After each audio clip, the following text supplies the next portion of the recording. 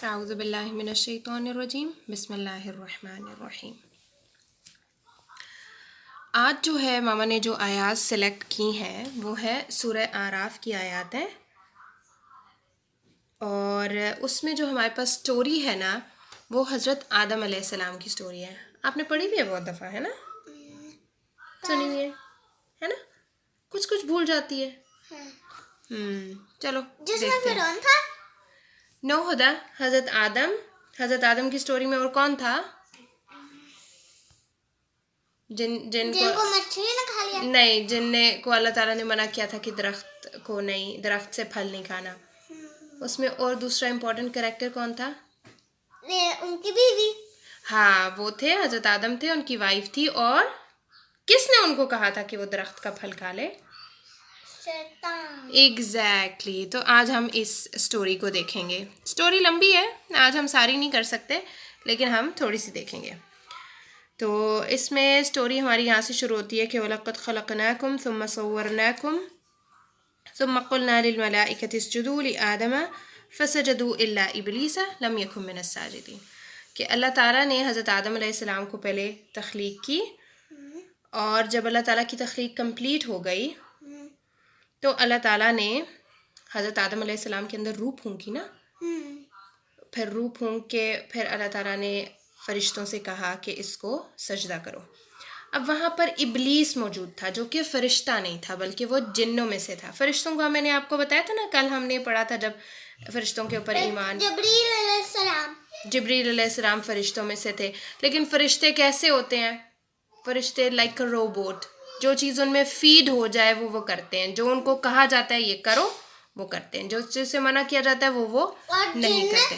جن آگ سے بنے ہوتے ہیں کیا؟ جی ایگزیکٹلی، جن آگ سے بنے ہوتے ہیں، اور ان کے پاس بھی بالکل ایسی جیسے ہمارے پاس ایک سلیکشن کی کوالٹی ہوتی ہے کہ ہم سلیکٹ کر سکتے ہیں، اچھا کام کریں برا کام کریں، ہماری مرضی ہے. بالکل وہ بھی اسی طرح کرتے ہیں. تو جو ابلیس تھا وہ جنوں میں سے تھا. اب اس نے کہا کہ میں تو سجدہ نہیں کرتا. پھر اللہ تعالیٰ نے پوچھا اچھا تم سجدہ نہیں کرتے تو کیوں نہیں کرتے بھائی؟ کیا وجہ کیا ہے کہ تم سجدہ نہیں کرتے؟ وہ کہتا ہے مجھے تم نے آگ سے پیدا کیا ہے. اللہ تعالیٰ کو کہتا ہے مجھے تو آپ نے آگ سے پیدا کیا ہے اور اس کو مٹی سے پیدا کیا ہے. مٹی. ہاں، کس کو مٹی سے پیدا کیا ہے؟ ہم لوگوں کو مٹی سے. ہاں، حضرت آدم علیہ السلام کو، کیونکہ ہم حضرت آدم کی اولاد ہیں نا تو ہم بھی مٹی سے ہیں. تو حضرت آدم علیہ السلام کو انہوں نے مٹی سے پیدا کیا. کہتے ہیں تو مٹی کے کلر کیوں نہیں ہے؟ ہمارا کلر مٹی کا کیوں نہیں ہے؟ بس اللہ تعالیٰ نے ڈفرینٹ کلرز رکھے ہیں نا انسانوں کے. آپ دیکھیں نا ہر ایریا کے علیحدہ علیحدہ رنگ ہوتے ہیں، وہ اللہ تعالیٰ کی ایک اپنی تقسیم ہے. لیکن بہرحال اللہ تعالیٰ کو اس نے کہا کہ آپ نے اس کو مجھے آگ سے پیدا کیا اور اس کو آدم علیہ السلام کو مٹی سے پیدا کیا ہے. تو بھئی یہ میری ریزن ہے کہ میں زیادہ اس سے اچھا برتر اعلیٰ ہوں، میں کیوں اس کو سجدہ کروں؟ ٹھیک ہے، وہ میرے سے کمتر ہے. اس نے اپنے مائنڈ میں خود سے ایک ایزمپشن بنا لی، ٹھیک ہے، جو کہ رانگ ایزمپشن تھی. رائٹ. اب جب اس نے، کیونکہ اب دیکھو نا اس سے ایک مسٹیک ہوئی، اس نے اللہ تعالیٰ کی بات نہیں مانی. اب اس نے بجائے اس کے کہ وہ سوری کرتا، اس نے دلیلیں پیش کرنی شروع کر دی، حجتیں کرنی شروع کر دی، اپنے ریزنز دینے شروع کر دیے. جب آپ سے غلطی ہو جائے فوراً سوری کرنا چاہیے، ریزنز نہیں دینے چاہیے، ٹھیک ہے. اب جب اس نے فوراً ریزنز دینے شروع کر دیے تو اللہ تعالیٰ نے کہا ٹھیک ہے، قَالَ فَاهْبِطْ مِنْهَا، ٹھیک ہے، ہاں جنت سے چلے جاؤ، پھر نکل جاؤ یہاں سے، تمہارا ادھر کوئی کام نہیں ہے. جو بندہ تکبر کرتا ہے وہ سوچتا ہے کہ میں ہی میں ہوں اور میرے علاوہ اور کوئی نہیں ہے، ٹھیک ہے، اور حق کو، جو رائٹ بات ہوتی ہے اس کو وہ نہیں مانتا. تکبر یہ دو چیزیں ہوتی ہیں نا، حق کو نہ ماننا ہوتا ہے، لوگوں کو کمتر سمجھنا ہوتا ہے، ٹھیک ہے. اللہ تعالیٰ نے ہر ایک کو عزت دی ہے، ہر انسان کو عزت دی ہے، ہمیں بھی اس کو رسپیکٹ دینی چاہیے. جب آپ کمتر سمجھنا شروع ہو جائے لوگوں کو اور آپ رائٹ بات کو نہ مانیں تو یہ تکبر ہوتا ہے، ٹھیک ہے نا، اور جو اللہ تعالیٰ کو بالکل بھی پسند نہیں ہے. پھر اللہ تعالیٰ نے کہا ٹھیک ہے تم تکبر کرتے ہو، نکل جاؤ یہاں سے، چلے جاؤ، تمہارا اب یہاں پہ کوئی کام نہیں ہے. اور فخرج انک من الصاغرین، کہ تم ہی چھوٹے ہونے والوں میں سے ہوں گے. تم سوچتے ہو آدم علیہ السلام چھوٹے ہیں یعنی کمتر ہیں، تو اب تمہیں کمتر ہونا پڑے گا, ٹھیک ہے, تم کمتر ہو جاؤ گے اب. قال انظرنی الی یوم یبعثون. اب دیکھو جب اب ایک مسٹیک ہوئی اس کے بعد اس نے ریزن دی, اب بھی سوری کرنے کے بجائے, اللہ تعالیٰ سے معافی مانگنے کے بجائے کہتا ہے ٹھیک ہے نکالتے ہو یہاں سے, نکال دو, ٹائم دو مجھے, قیامت تک کا ٹائم دو. اسے ماما ڈراتا ہے. ڈراتا نہیں ہے بیٹا, بھٹکاتا ہے ہمیں رائٹ پاتھ سے بھٹکا کے برے راستے کی طرف لے کے جانے کی کوشش کرتا ہے. اب یہ ہوا کہ وہ کہتا ہے کہ مجھے نا قیامت کے دن کا ٹائم دو. اب وہ ٹائم کس چیز کے لیے مانگ رہا ہے؟ قیامت کے دن کے لیے. ہاں, قیامت کے دن تک کا وقت مانگ رہا ہے, لیکن وہ کس پرپس کے لیے مانگ رہا ہے, اس کا مقصد کیا ہے؟ وہ مقصد آگے بتاتے ہیں. قال انک من المنظرین. اللہ تعالیٰ کہتے ہیں ٹھیک ہے بھائی میں تمہیں ٹائم دے دیتا ہوں, تم مجھ سے ٹائم مانگتے ہو, میں ٹائم دے دیتا ہوں. اب وہ یہاں اللہ تعالیٰ سے معافی مانگتا تو اس کو معافی مل جاتی, سچے دل سے معافی مانگتا تو معافی مل جاتی نا. اب یہاں پہ مجھے بتاؤ کس کے مسٹیک ہے؟ شیطان نے معافی نہیں مانگی تو اللہ تعالیٰ معافی کیوں دے؟ ٹھیک ہے, جب انسان ہدایت نہیں مانگتا تو اللہ تعالیٰ ہدایت کیوں دے؟ رائٹ. یہ جو چیزیں ہیں نا, سیدھا راستہ, یہ انسان کی اپنی طلب ہوتی ہے. معافی توبہ انسان کی اپنی ول ہوتی ہے تو اللہ تعالیٰ دیتے ہیں. جب انسان ہی نہیں مانگتا تو پھر اللہ تعالیٰ کہتے ہیں ٹھیک ہے جاؤ, تمہیں میں ڈھیل دیتا رہتا ہوں جب تک تمہاری موت کا وقت نہیں آتا میں تمہیں ڈھیل دیتا ہوں. پھر اس کے بعد جب میں تمہیں پکڑوں گا تو پھر میں ہر چیز کا حساب لے لوں گا, ٹھیک ہے نا. اچھا, قال فبما اغويتني لاقعدن لهم صراطك المستقيم. اب اس نے کیا کہا کہ اس وجہ سے کہ اللہ تعالیٰ آپ نے مجھے بھٹکایا ہے, آپ نے میرا راستہ چینج کرایا ہے, اس کے لیے میں سیدھے راستے کے اوپر آ کے بیٹھ جاؤں گا. کیا مطلب بیٹھ جاؤ گے؟ سیدھا راستہ آپ نے پڑھا تھا نا سورہ فاتحہ میں, ہم اہدنا الصراط المستقیم, اللہ تعالیٰ ہمیں سیدھے راستے کی توفیق دینا, ٹھیک ہے. تو سیدھے راستے کی توفیق ہم مانگتے ہیں اللہ تعالیٰ سے, اور وہ سیدھے راستے کے اوپر بیٹھتا ہے. شیطان سیدھے راستے کے اوپر بیٹھتا ہے تاکہ وہ ہمیں اس راستے سے ہٹا سکے, ہمیں کسی اور راستے پہ جو کہ سیدھا راستہ نہیں ہے اس کے اوپر وہ لے کے جا سکے, ٹھیک ہے. سیدھا راستہ پتہ ہے نا کون سا ہے؟ جو اللہ تعالیٰ ہم کہتے ہیں کہ اہدنا الصراط المستقیم صراط الذین انعمت علیہم, انعام یافتہ لوگوں کا راستہ, نہ کہ ان کا جن کے اوپر اللہ کا غضب نازل ہوا یا جو وہ گمراہ لوگ ہوئے. ہم انعام یافتہ لوگ کون سے ہیں؟ انبیاء ہیں اللہ تعالیٰ کے, ٹھیک ہے, صالحین ہیں, نبی صلی اللہ علیہ وسلم کے جتنے صحابہ تھے. آپ کو پتہ ہے نا حضرت عمر جو نبی صلی اللہ علیہ وسلم کے بہت قریبی صحابی تھے, ٹھیک ہے. یہ نا ماؤنٹین سے جمپ کی تھی؟ نہیں ہوتا, وہ نہیں تھے. جو جب زمین کے اوپر پاؤں مارتے تھے وہ تو آ جاتا تھا, اور وہ جب پیر مارتے تھے تب وہ رک جاتا تھا. بالکل. حضرت عمر رضی اللہ عنہ جو ہیں وہ جب زلزلہ آتا تھا تو وہ زمین کے اوپر پاؤں مارتے تھے اور وہ کہتے تھے کہ کیا میں نے تمہارے سینے کے اوپر عدل قائم نہیں کیا, اور وہ زمین جو ہے وہ رک جاتی تھی. تو یہ جو ہیں یہ نیک لوگوں کی مثالیں ہیں ہمارے پاس. اسی طرح سے ہمیں نیک لوگوں کو, انبیاء کو, صحابہ کو, تمام لوگوں کو فالو کرنا چاہیے, ٹھیک ہے. اچھا, پھر اس کے بعد شیطان نے کیا کہا کہ میں سیدھے راستے پہ بیٹھوں گا. لَأَقْعُدَنَّ لَهُمْ صِرَاطَكَ الْمُسْتَقِيمِ, صِرَاطَكَ الْمُسْتَقِيمِ, کہ میں سیدھے راستے کے اوپر بیٹھوں گا, اور وہ سیدھے راستے کے اوپر بیٹھ کے کیا کرے گا؟ بھٹکائے گا, سیدھے راستے سے بھٹکائے گا, کہ میں ان کے رائٹ سے آؤں گا, میں ان کے لیفٹ سے آؤں گا, میں ان کے آگے سے, پیچھے سے, اور پھر وَلَا تَجِدُ أَكْثَرَهُمْ شَاكِرِينَ, کہ اللہ تعالیٰ اکثریت کو, میجورٹی کو کیا نہیں پائیں گے؟ ناشکرہ پائیں گے, شکر گزار نہیں پائیں گے. تو آپ دیکھ لیں شیطان کا جو مین ٹارگٹ ہے وہ ہمیں کیا کرنا ہے؟ بھٹکانا بھی اور ناشکرہ بنانا. قرآن ہمارا کہاں سے شروع ہوا تھا؟ شکر سے شروع ہوا تھا, الحمدللہ رب العالمین. تو قرآن کے اندر جو ہم سب سے پہلی چیز پڑھتے ہیں وہ اللہ تعالیٰ کی شکر گزاری. شکر گزاری صرف زبان سے نہیں, ہمارا دل بھی اس چیز کی گواہی دے کہ ہمارے پاس اللہ تعالیٰ نے اتنی ساری نعمتیں دی ہیں, ٹھیک ہے. اور ہمارا ان سب چیزوں کے اوپر حق نہیں ہے. یہ اللہ تعالیٰ کا فضل ہے, کرم ہے, اللہ تعالیٰ کی عطا ہے. ٹھیک ہے, ہمارا کوئی رائٹ نہیں بنتا کہ ہم اللہ تعالیٰ سے کہیں نہیں بھائی ہمیں یہ بھی دو, ہمیں وہ بھی دو. وہ جو دے رہا ہے وہ اس کا فضل ہے نا ایسا. جیسے میرے ان نے بہت ہاتھ کھلونے دیا. اچھا, پھر اللہ تعالیٰ نے اس کو کہا قَالَ اخْرُجْ مِنْهَا مَذْءُومًا مَدْحُورًا. ٹھیک ہے بھائی, تم یہاں سے چلے جاؤ اور جو بھی تمہارے ساتھ تمہاری مدد کرے گا, یعنی تمہاری مدد سے مراد ہے کہ تمہیں فالو کرے گا, تمہارا ساتھی بنے گا, لَأَمْلَأَنَّ جَهَنَّمَ مِنْكُمْ أَجْمَعِينَ. کہ وہ جہنم میں جائے گا. ہاں, اللہ تعالیٰ ان سب سے جہنم کو بھر دیں گے, فل کر دیں گے. آپ کو بتائیں گے اس کا مطلب ہے نہیں, آگ تو ہے جتنی ہے نا, لیکن سب لوگوں کو جہنم میں ڈال دیں گے. ایک بیگ کے اندر. بیٹا جہنم ہے نا, بیگ نہیں ہے, مذاق نہیں کرتے میرا بیٹا ایسی باتوں پہ. اچھا, اس کے بعد ہم سیرہ کی طرف چلتے ہیں. سیرہ میں نا ہمارے پاس آپ صلی اللہ علیہ وسلم نے لوگوں کو اسلام کی دعوت دینی شروع کی تھی, لیکن صرف ابھی جو ہے نا بیوی جیسے آپ صلی اللہ علیہ وسلم کی حضرت خدیجہ رضی اللہ عنہا ایمان لائیں, ایک دو دوست ایمان لے آئے, حضرت علی جو کہ ابو طالب کے بیٹے تھے وہ ایمان لے آئے.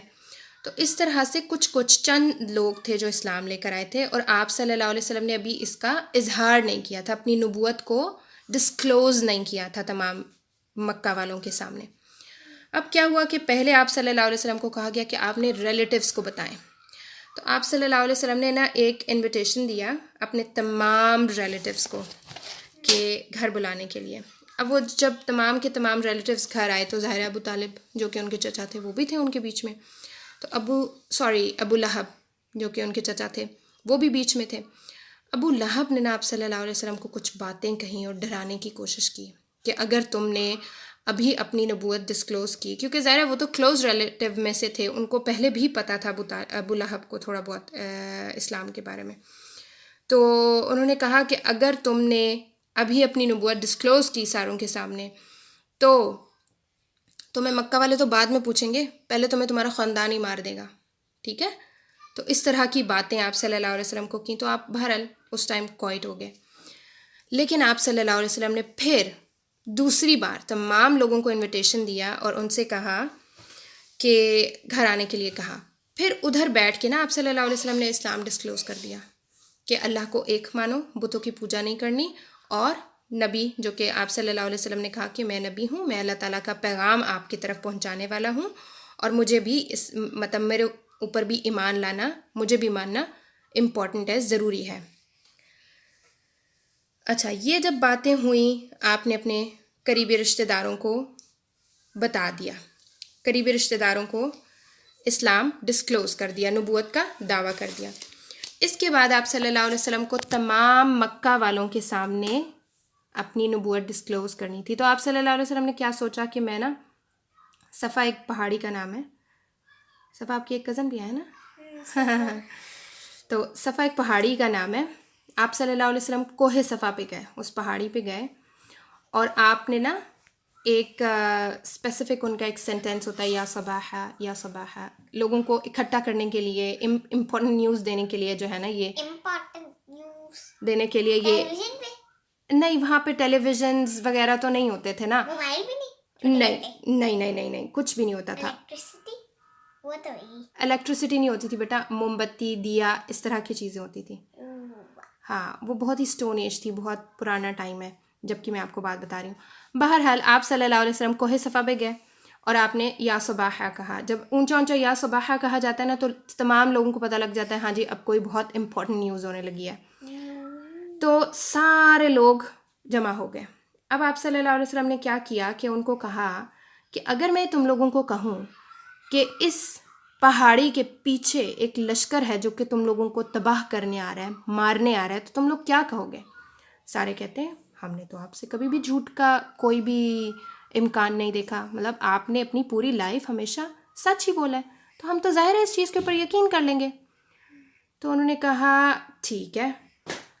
پھر آپ صلی اللہ علیہ وسلم نے اپنی نبوت کا دعویٰ کیا, اللہ کو ایک ماننے کی بات کی, بتوں کی پوجا چھوڑنے کی بات کی, تو جب یہ سب چیزیں آپ نے ان لوگوں کے سامنے ڈسکلوز کیں تو انہوں نے کیا کہا؟